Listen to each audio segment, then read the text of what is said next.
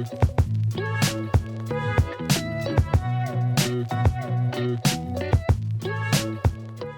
today we're going to the fundamentals of vulnerability assessments with John Vasquez and talking about Nessus 101.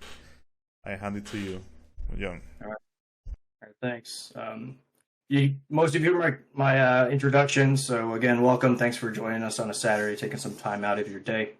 So, as I was mentioning, I just left Tenable as a post-sales professional services consultant. So I was like the lead for North America for a while. So that took me to some interesting places. And over the last 5 years, I probably worked with about 200 organizations worldwide. You know, I got sent to Australia a few times, Canada a bunch, and all over the U.S. Unfortunately, my Spanish isn't good enough. Otherwise, it have sent me to Latin America, but didn't make it. Did help out Puerto Rico a few times, but that's about as close as I got. But okay, so I just wanted to have this introduction to Nessus. I know I used it, about 20 years ago when I started. When I got into this is kind of how I developed my skills, and because you start by learning basic computers, then networking, and then once you start flourishing on the administrative side, then you want to learn how to secure it. And so that's kind of what led me to my career. So this is one of the first things, just kind of get started, kind of know what's in your environment. So here I just built a little lab using VirtualBox, spun up like a Windows VM and a few Red Hat and an Ubuntu server. So I just have like 3 or 4 hosts just to show some examples.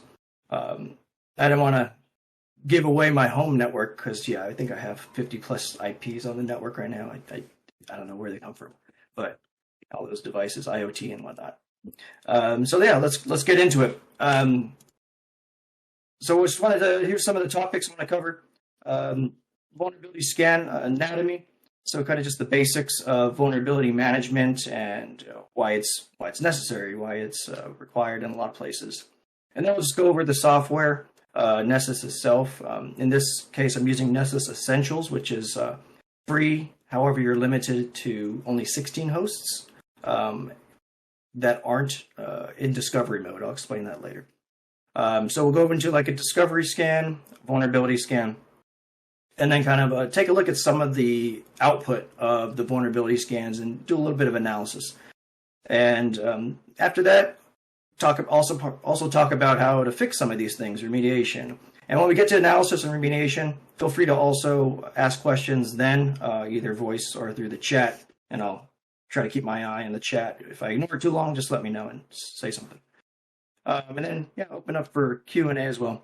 So I think we're scheduled for like 45 minutes or so, but I'm happy to stay longer if you got some more questions, if it can help you out. All right. Actually, let me just jump to the end real quick. So some of the prerequisites for this, create a virtual machine environment if you want and put them on the same network, either like a internal network, so it's kind of segmented from your own lab or from your own LAN, if you'd like. So put some links here. So VirtualBox, got some Linux examples, so Fedora for RPM-based, Ubuntu for Debian-based. Download Nessus here for free. You just got to grab it, activation code. Even during the setup process, when you install Nessus, there is an option to sign up for Essentials code, activation code, like in the setup process as well, if you're using the UI. And then there's some instructions on how to install Nessus. You can go from there. All right, so I did all the pre-work already. Just want to talk about first about the vulnerability management lifecycle. So there's different companies or different entities will kind of categorize these various ways, but essentially this is the gist of it. So I kind of just paraphrased it myself. So they all kind of point to starting with identifying what's on your network. So a lot of organizations, they might have like a inventory list or a CMDB, like a configuration management database that keeps track of all their assets in their environment.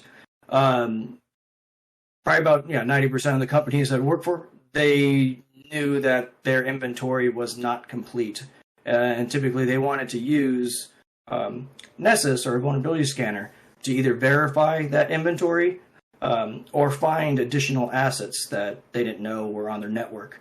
And that can happen as you grow your business or your organization. More things come on, especially when you bring your own device. And then there's other items like IoT. So for example, around my house, of course we have like an Apple TV. We got security cameras. We got our HVAC is connected to the LAN, so I can tell Alexa to turn the heat to 72. Well, hopefully she didn't hear me. That's cold. And then once you get an idea of what's on your network, the assets that are there, you want to prioritize them. You want to know what's actually important. So again, a lot of companies would struggle with that. Is I'd ask them like, what are you trying to protect here? Like, what are your crown jewels?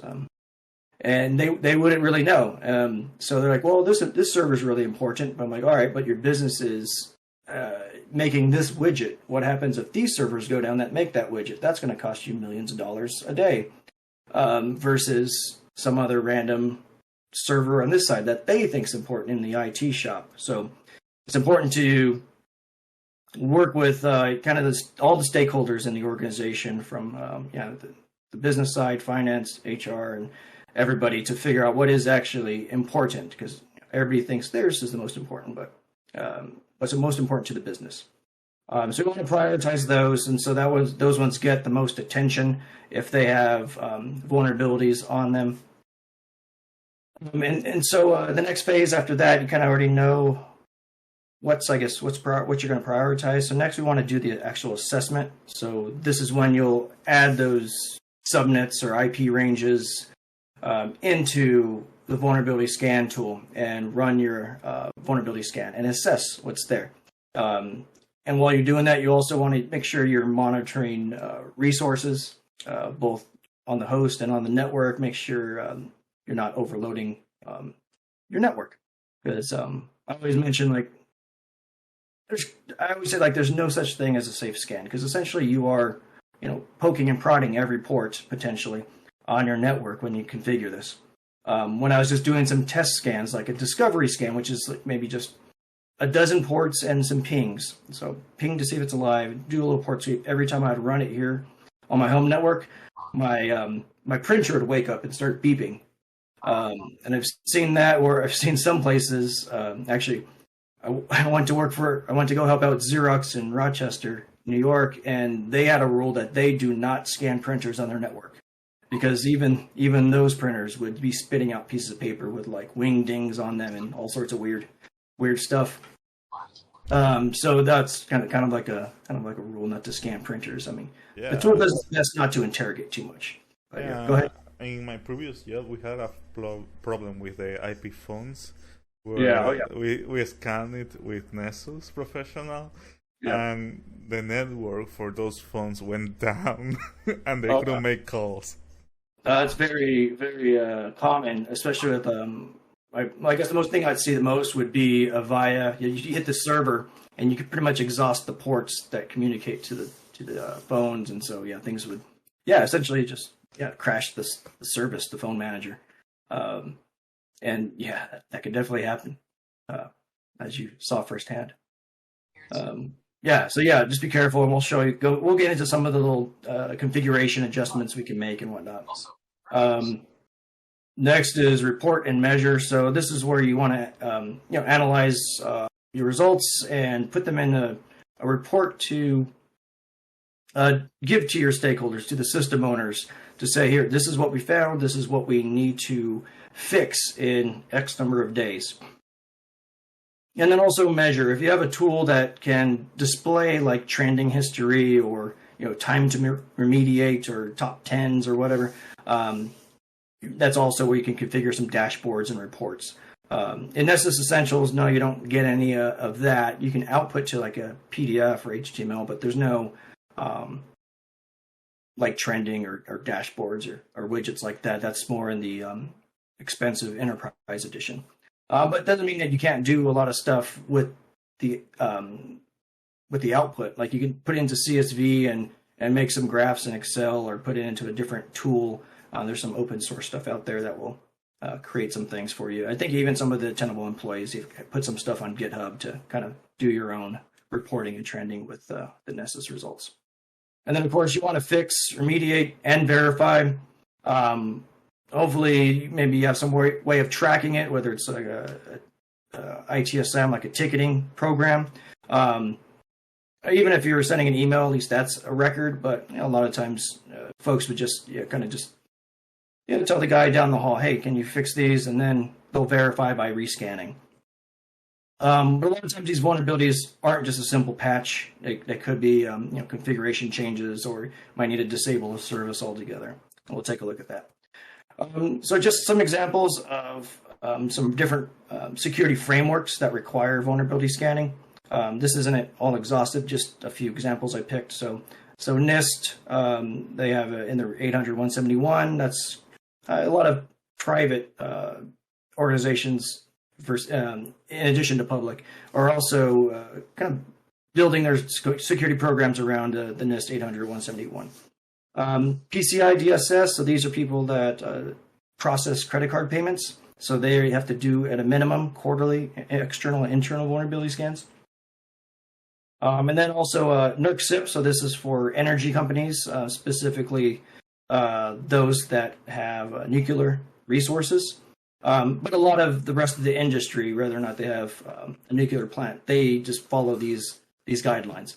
And they get into details of the whole vulnerability assessment process, knowing what's on your network, scanning all the ports on those devices that are deemed this level of criticality according to NERC. So these are some of the compliance requirements that I've worked with over the years with different organizations. So let's get into the tool itself, to Nessus Essentials. Okay. So I kind of pre-configured or pre-ran a few scans, but let me just kind of explain.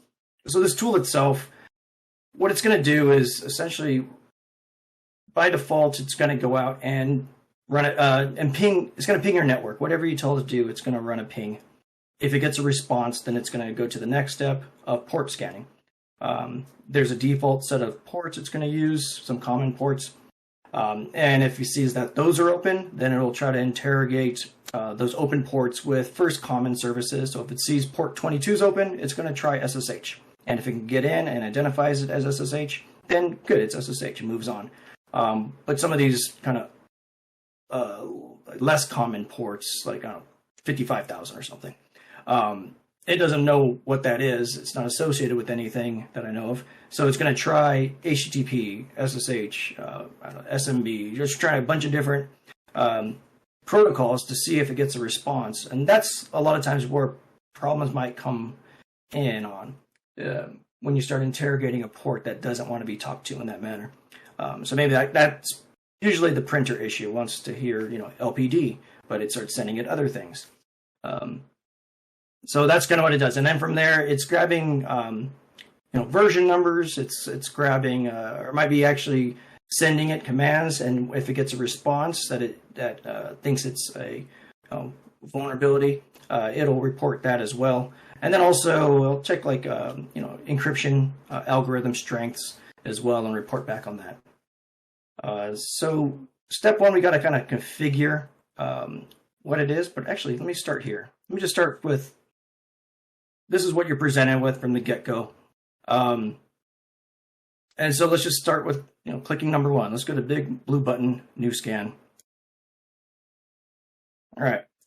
So again, it just has some discovery. This is very lightweight. This is just doing a ping sweep and some very, very few ports, just to see what's alive. And with this license, the host discovery scan will not count against your license. So I've scanned a couple dozen hosts on my network with the discovery scan, and my license has only gone up to 5. It didn't move at all until I ran some. Oops, what happened? License is busted. All right. But yeah, so the discovery scan doesn't count against your license. So it wasn't until I started adding more vulnerability scans is when it came into play. So we got a lot of examples down here from basic network scan. We'll work with this one as well as advanced scan. But all these other ones, these are kind of more. It's kind of more of the same. It's just more specialized. So a lot of these are kind of the headline grabbing vulnerabilities you've seen over the years, going back to, I guess Log4Shell's a recent one was almost a year and a half ago. WannaCry still there from 2017. That was a big deal back then. Yeah, so they kind of update these to see, to help you, because I'm sure you're going to get into work, or you're just interested yourself, and the business owners will be like, they hear about, I don't know, Log4Shell in the news. They don't know what it is, but they're going to ask you, what's our position on it? What's our security posture? Do we have it? And so to quickly just focus in on those vulnerabilities, we can choose one of these templates. And then there's compliance as well, but this not included with the license. This is more for kind of security configuration baselining. So this will look at all your Windows group policy objects or various settings in your Linux configuration, and match it up to different frameworks, like the Center for Internet Security, CIS. They have some free benchmarks for various operating systems and devices. And so Tenable partners with them to create these audit files and help you out there. But that's the next level up. I think it starts at, Nessus Professional starts at like 2,000 or 3,000, I think, a year. It moved to subscription based a couple of years ago. But besides that, okay, so let's just start with like a host discovery. Let's see what's in it. Just the basic template. All right, so we can just name it test discovery. Actually, no, I'm just going to go walk through it, and then I'll just show you the results of the one I did. All right, so very few things to modify here. So we'll put in our targets. So you can put in a range. You can put in a CIDR address. You can put in ranges. Like you want to do the same thing, but whoops. 0, 0, 2, 3, 4, sure. Not going to hit that broadcast. So you can do various things, or comma separate just various IP addresses, and just either new line or comma separate. So pop in your targets there. You can schedule it, once a week, once a day, and have it run. Notifications if you want to send an email to yourself, but you got to configure SMTP server first. So unless you have one. All right, discovery. Got a few drop downs here. So host enumeration is just going to tell you, hey, it's live. With ping, I'm not going to do anything other than that. One called OS identification, going to do the same thing, but it's also going to check some common ports like 445 to see if it's a Windows host and give you a confidence level back, or SSH, and see if it's a Linux device or a Cisco switch or what have you, kind of based on what it can gather. And then port scans, common ports, it'll do a port sweep. And then you can say all ports, so it'll do scan all TCP ports, all 65,000 and change. And then custom, you can set some of your own settings here, as well as the type of port scanning you want to do. Report, not much to see here, just some UI items to see how it's displayed. And then advanced, this will configure the performance of it, so how many hosts you're allowed to scan at a time. And if you want to do any throttling, you can limit the number of concurrent TCP sessions per host and scan. And then some various Unix find commands if you want to do something particular. Plugins, nothing to see here. It's kind of blanked out here since it's a template. It's not going to let you play with them. So the results of this one, so let's go here. So I just ran a scan. I just scanned my 4 systems. It took all of, I messed with my clock. It didn't take 7 hours. It took all of like a minute. I was messing with my VM clock. So here we saw 4 responses. So got my Windows hosts, a Red Hat 9, a Red Hat 8, and a new Ubuntu 24. So all it did, we don't have any information about that. It's just telling me if it's alive or not. So kind of limited on that information there. And that was with the host enumeration method. So ping the remote host. If you click into a vulnerability, it'll give you the output.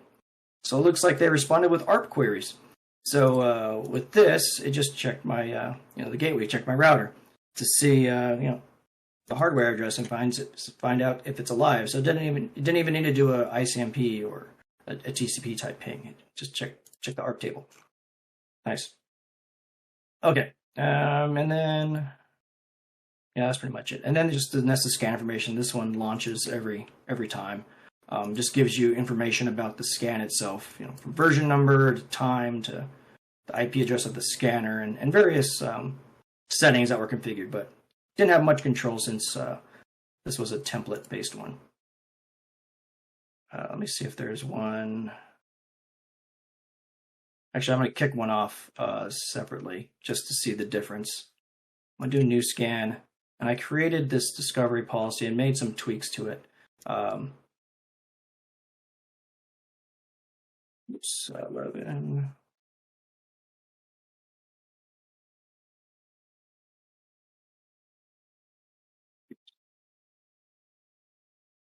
Okay. So here there's no settings available because I pre-configured them in a policy. I'll show you that next. And that's it. So I just want to save that, go ahead and launch that, let that run in the background. So what I mean by that is instead of using a host discovery scan, where really all we have is just this drop down to select some settings. Instead, I went to the advanced scan. And this gives you the ability to essentially tweak every widget that's available in the scan settings, from port scanning, service discovery. Oh, actually, let me go back to the one I created just to show you that some of the things I tweaked. So here, I wanted to force an ICMP, so I turned off the ARP and TCP ping methods. Everything else I left default. Port scanning, actually, instead of the default range, to Tenable, it's about 4,000 ports or so, which I think is too much for a very lightweight scan. So I just typed in like nmap top 20 in search engine and came back with some of these very, very common ports. So I just want to see what's alive and then get maybe an idea of an operating system. And these are some of the top 20 ports, and we can gather information from those ports to have a guess at an operating system. Everything else I left default here. Service discovery, I turned this off to speed things up, and I'll save the service discovery portion for a vulnerability scan. So what that is when it finds an open port, that's when it interrogates the port and to find out what service is running on it. So I turned that off. I'm going to save that for a vulnerability scan. I just want to see what's alive and maybe take a guess at the operating system. Left that all default. I'll skip through that for this. And same thing there.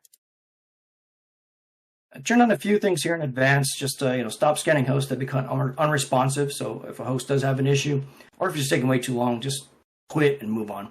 Automatically accept SSH prompts just to speed things up if it's something that the scan tool recognizes. And then I just changed the number of hosts per scan to 100 just to bring it down a little bit. I think the default was 256.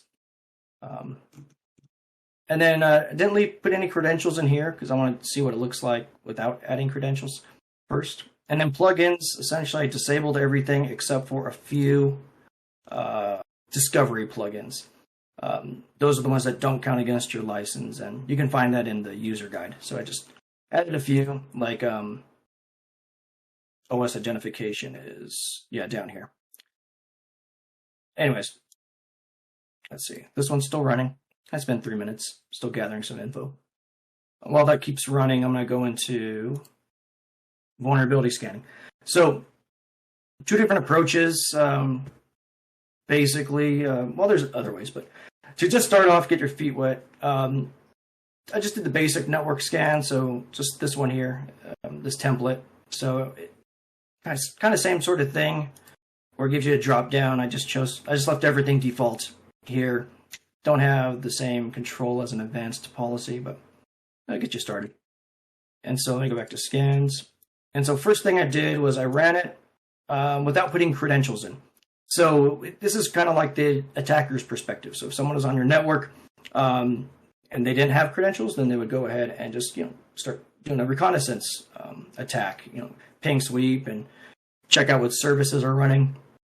So let me get rid of this guy. This is the local Nessus scanner itself. So it essentially had its own credentials because it's a system user. So we're here from the outside. So this Windows device, not really much at all. Just some things from encryption strength. So it looks like SSL, a port with SSL responded. So things from your cipher suite's too weak, to certificates are self-signed. Yeah, just different items. Actually, none of these look like they are patches, and it's hard to detect if patches need or not from the outside. So these are all kind of compliance changes you'd have to make. And then a whole bunch of informational items down below. Talk about that later. And then going back to hosts, on the Linux side, here's a Red Hat 8 box. Same thing, just a weak key algorithm. And that's the only thing it found there without credentials. So like the credentials are necessary to get a better idea of what needs to be patched, because once you log in, then you can take a look at the Windows registry and different program versions and exe files on the file system and see what's more vulnerable. You'll have that administrative rights to. And same thing on Linux. Once you log into SSH, we can go ahead and run commands and find out package version numbers as well.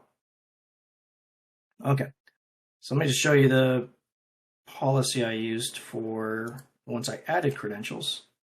So with creds, this guy looks a little bit more bloody. With some more, I guess Ubuntu, I think I probably have to turn off the firewall or allow it in. But so here's the Red Hat 8 one now. So we got a lot of criticals. Some of them are duplicates though. You can see Firefox over and over again. So I purposely didn't patch the system. I just installed it like a month ago and just left it, turned off the updates just to have something to look at. So a lot of different package versions. Going back, different vulnerability levels. Let's go 200. From critical up top down to high and mediums and then lows. And a lot of these are actually based on CVSS version 3 severity codes. So if you head over to the NVD, National Vulnerability Database, gives you a little bit of information about the scoring system they use. So from attack vectors to complexity, privileges are required to different the CIA impacts. So that's kind of what they're based on here. So for instance, let's go up to let's just pick this Firefox one. Okay. So a lot of information here. So here's just a description about the different ways it can be exploited. Solution's pretty easy. Upgrade it, update it. That's simple enough. And then it also comes with a lot of resources. So you can go to a Red Hat security bulletin to take a look at more information about what the vulnerability is. But essentially what we did here, it just took a look at the Firefox version that is currently installed, and then it tells you it should be this most current one as of probably yesterday. It's when I updated the Nessus plugins. So it should be at 91 instead of 78. And so that was an easy one for it to report. And we can see over on the right side, severity is critical. Looks like this is like a year-old vulnerability. And then we see, CVSS score is 10 out of 10. So that's something that we should probably address very soon. But of course, like I said, you also want to prioritize your assets based on what's important. So if it's just a user with a critical, then maybe you might need to prioritize the criticals and the crown jewels first, especially if it's going to take some effort and manpower. All right, and then some other information down here. So CVE information about the vulnerability. All right, so something to address there. All right, let me go back to the scan, see if it's done. All right, so that discovery scan took 3 minutes. This is the one that I customized myself and just added operating system identification. So what we got here, there you go, yeah. So SYN scanner used SSH, ping the remote host. Let's go to OS identification. Okay. All right, so it detected one of them as Windows 10. So it is correct. I think it's still Windows 10, but this confidence level is pretty low, so I wouldn't necessarily trust it. Oh yeah, so this one's like my Plex server. So that's without credentials. It's just trying to figure it out based on, let's see, port 135, it looks like.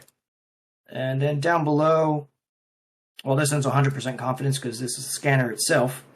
So I figured out that Linux version. And then Red Hat 8, though, this is interesting. It didn't really have much confidence. My firewall's on that one. So all I can really gather was it thinks it's CentOS 7. So it's, CentOS is, derived from Red Hat. But yeah, I got the version wrong. So kind of interesting there. So it basically based that on the SSH headers here. So I took a guess. So that's why credentials are important to get an idea of what's actually out there and the patches that are on the systems. All right, let me go back to scans. Okay. Now, where's that? Okay, here we go. All right, so with credentials, let me just pop into maybe like a Windows one. Oh, actually, I actually updated this server recently. So, yeah, I was in successfully. I just don't have anything patched. Since it's a server, I don't really have anything installed on it other than the service that needs to rerunning on it. So essentially everything else looks like probably GPO edits. I need to probably disable anything less than 256 encryption. Self-signed certificates, it's a medium. It's my local LAN, and I know what it is. Maybe. Oh yeah, so it's just the name of my computer. Of course, it's not registered with a CA. And so yeah, I just need to bump those up. But otherwise, if we did have some Windows vulnerabilities, same sort of principle. Go ahead and patch, and then rescan to verify that it is gone, that it's remediated. So for instance, yeah. So if I went ahead and just logged into my VM and ran a command, just do an RPM update, all these would be fixed, and then I could rescan, and then they would go away. All right. So, yeah, that's kind of what I wanted to share today. I just want to open up to questions if you got any. We can get more in depth if you want, or just if you've used the tool, or if you haven't, let me know.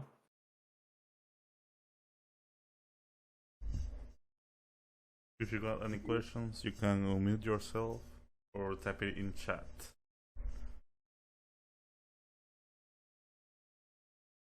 I see some people typing in the chat. Okay.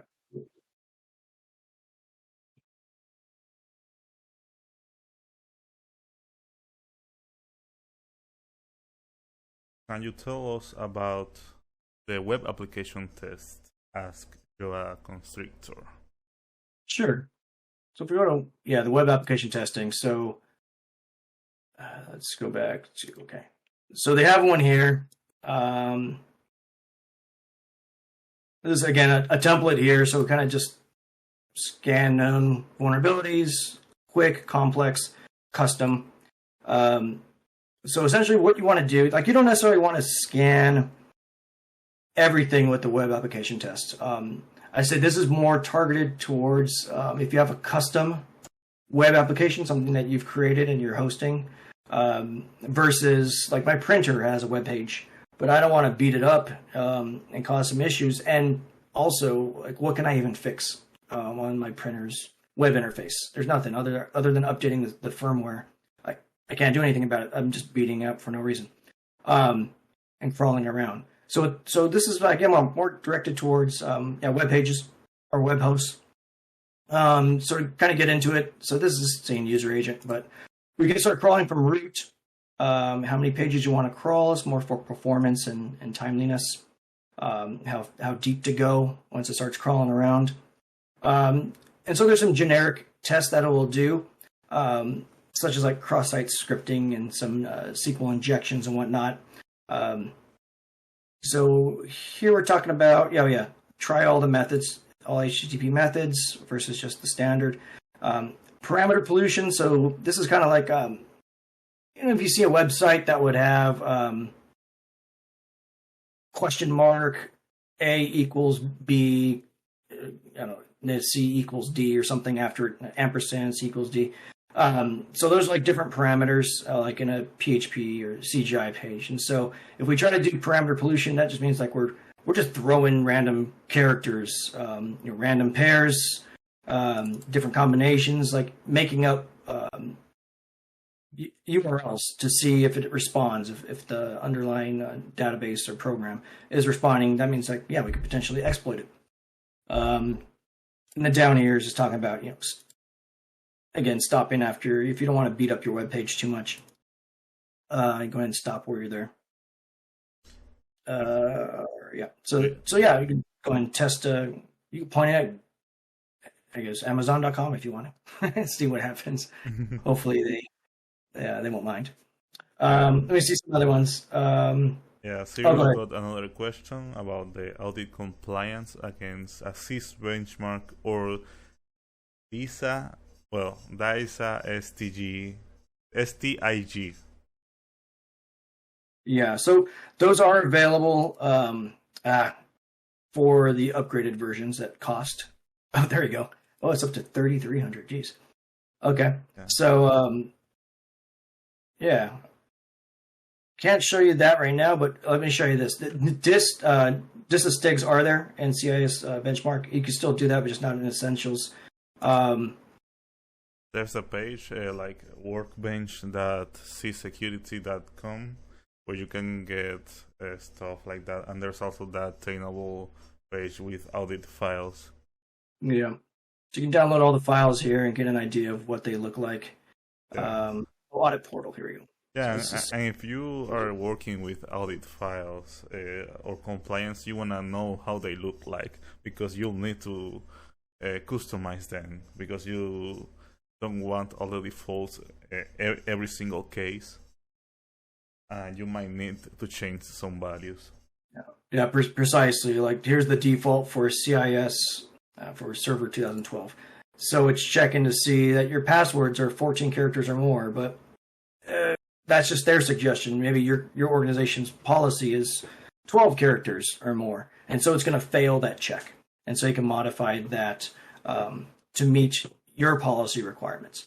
Because otherwise, I think typically out of the box, most organizations will probably fail 2/3 of them if they don't make some adjustments to that script or to that audit file. There's another question by Frybread. How would you recommend we get practice using Nessus more?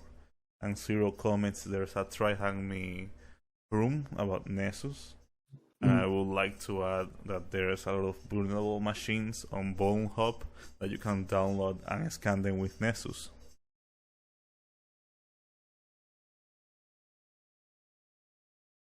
Let's see if there's free training here. Oh yeah, I believe there's free training on the Tainable University too. No, you have to create an account. But essentially, there's free kind of basic kind of computer-based training on their Tenable University site. But like I mentioned, start with download download VirtualBox. Download a couple ISOs of various operating systems, and if you got some Windows hosts or anything else, you can start by scanning your home network. But just note the license limit of 16, so be kind of selective about what you're scanning so you don't use them up. However, there's a trick. You can also set your operating system to 4 months ahead, because I think it's a rolling 90 days. So just change the clock to 4 months from now, and then change it back, and it clears it. but you're still limited to 16 at most. But at least you can get those 16 back if you messed with your clock. But start by creating a little virtual environment, and then go ahead and you also maybe might start getting familiar with all these different operating systems as well, and security settings, and how to patch and whatnot. So this by just getting your hands on Nessus and running these scans, yeah, you can totally just learn a bunch about all these different devices by going in and, oh, like what's a glibc about? Okay, what does that do? And then you start kind of just going down the rabbit hole and seeing what these different libraries are about, and find out how they're dependent on each other. So yeah, a lot to learn by just analyzing the plug-in output on these things. Oh yeah, for instance, let me go to this Windows box. There's also a lot of information that's pretty good, that's informational. For example, let's see here. Oh, that's why I didn't get a good Windows scan. I couldn't access the registry, so I didn't have enough rights. I need to change that. I need to enable remote registry in my Windows box. I have it too locked down. Okay, so there probably are some findings there. If I do this right now. Okay, let's see. Oh, go ahead. What's the next question? Joe asks, would you say this is as effective as Burp Suite for web testing? I want 1 second. Let me fix something here. Oh, because it's disabled.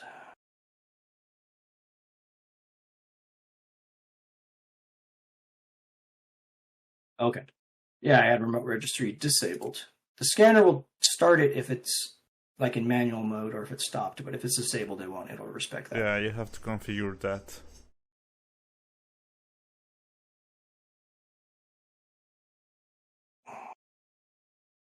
Okay, so I have it run in the background just to get an idea. Okay, made that change. All right, let me, okay, what's the question about, let's see. So web testing, I'd say Burp Suite would be probably more specialized in web testing than this tool itself. Tenable does have, I mean, it's kind of like on purpose, because Tenable has a web application testing product that they want to sell you instead, and that product I would say is better than Burp Suite.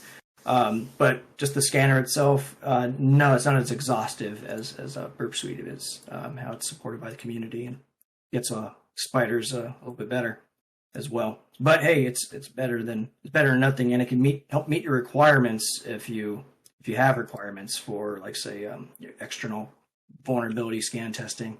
It doesn't specify what tool to use, as long as you have proof that you did it and you're taking action on any vulnerabilities you find. What's the name of the product?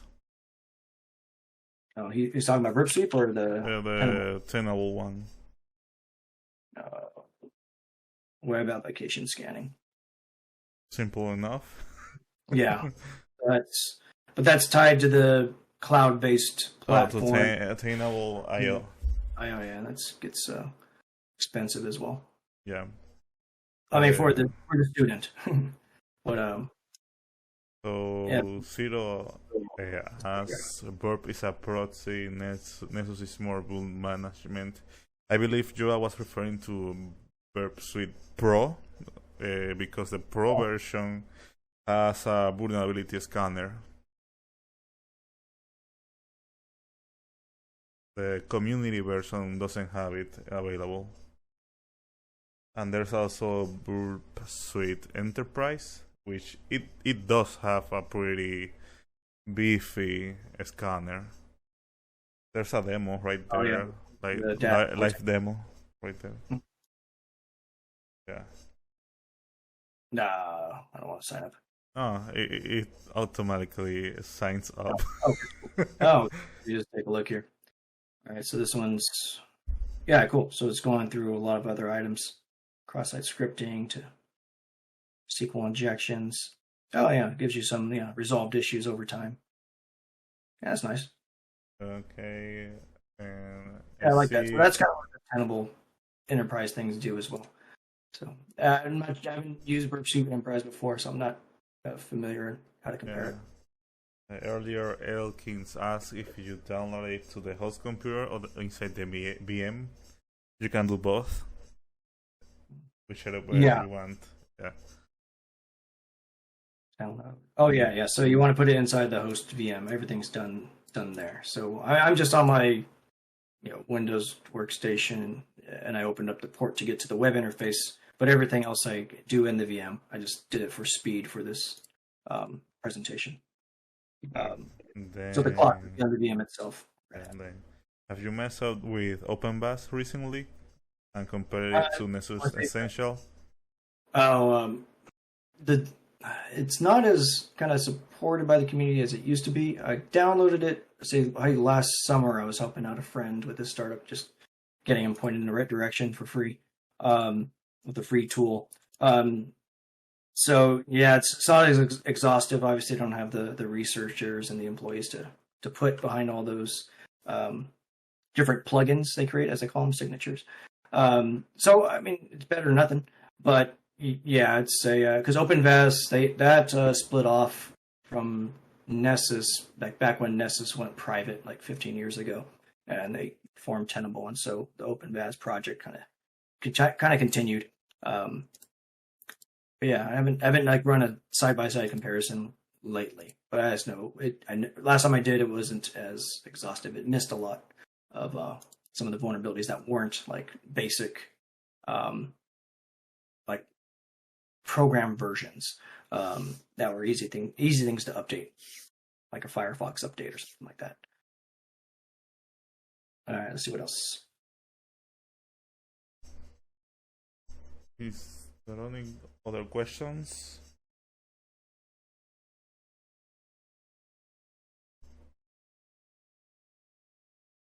Okay, yeah. It's by Greenbone, right? Yeah, Greenbone.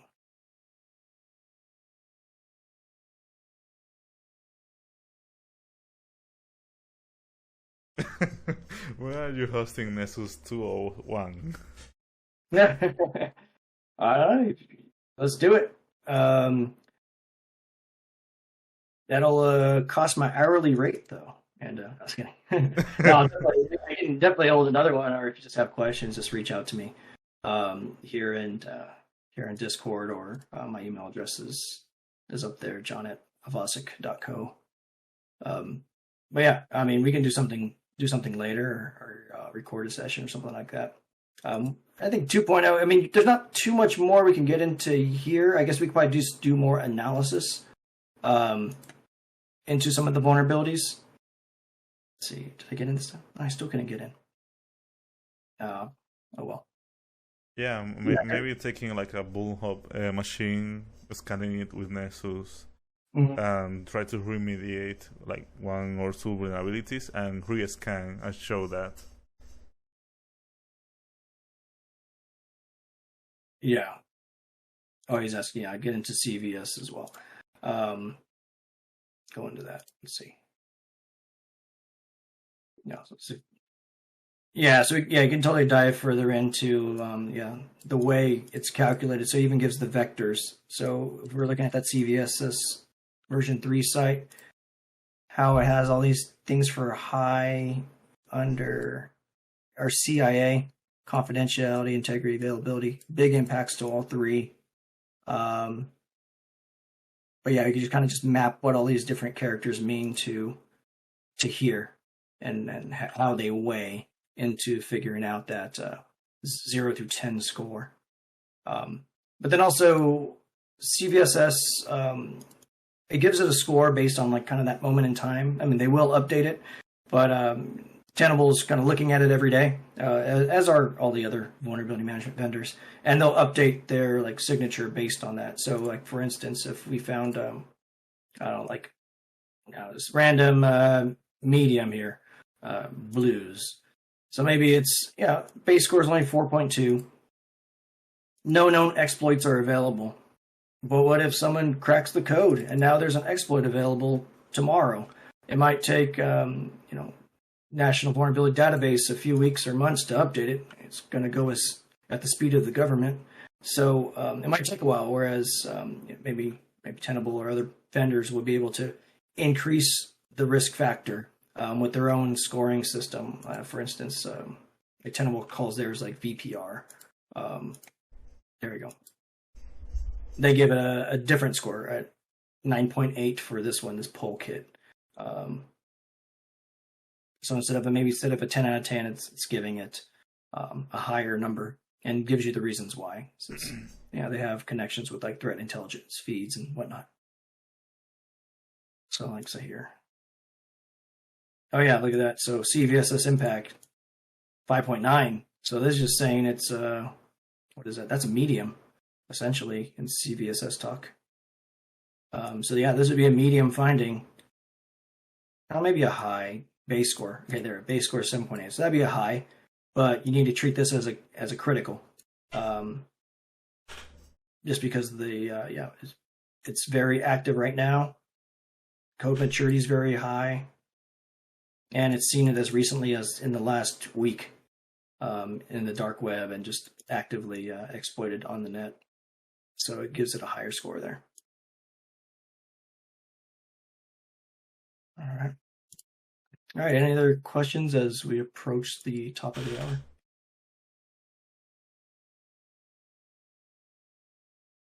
And then I'll have these posted as well. I'll give you the updated slide, and you can post it on a drive wherever you put it. Yep.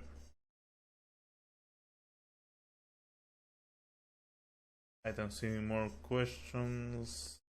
A lot of thank yous to John for giving his time. Yeah, thank you guys for joining. Appreciate helping out. Yeah, thank you everybody for coming in for the first episode of Pasaporte Raices, and see you in the next one.